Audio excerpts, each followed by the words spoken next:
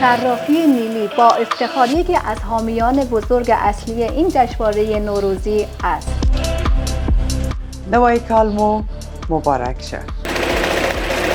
تیم صرافی نیلی با پیش از 10 سال تجربه در بازارهای چین شما را با مشاوران حرفه‌ای در استرالیا و چین معرفی می‌نماید.